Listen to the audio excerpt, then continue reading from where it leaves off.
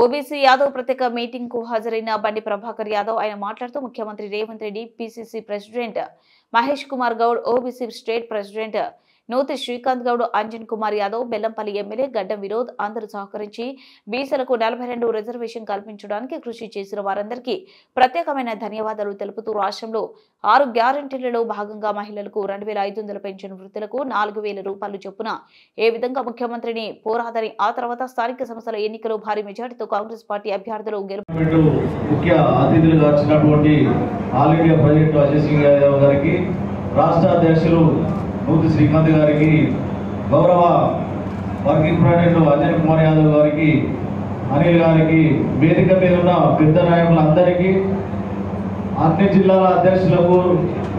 state కార్యవర్గానికి, ఇక్కడికి వచ్చిన ప్రతి ఒక్కరు కూడా ధన్యవాదాలు తెలియజేస్తూ, ఏదైతే మాకు ఆదేశాలు ఇచ్చిరో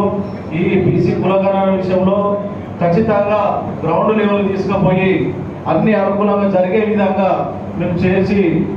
దానికి సంబంధించిన అధికారులను తీసుకుపోయి బీసీలకు ఏదైతే మనకు ఇచ్చిన పర్సెంటేజ్ ఇస్తారో దాన్ని జరిగే విధంగా ఈ నాయకులు మీరు పోరాటం చేసి అది జరిగే విధంగా చూడాలని చెప్పేసి కోరుతూ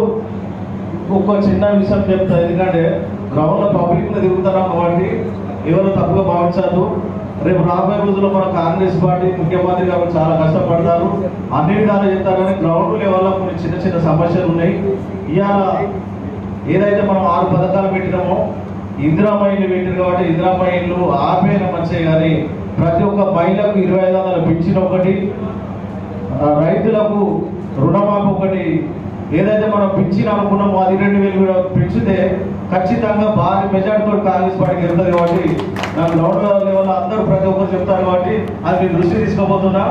ఇంకొక విషయము, ఖచ్చితంగా బీసీలందరికీ కూడా ప్రతి కమిటీలో స్థానం కల్పించాలని చెప్పేసి మేము నా వేదిక మీద ఉన్న నాయకులందరినీ నేను మనస్ఫూర్తిగా కోరుతూ, మీరైతే ఏదైతే బాధ్యత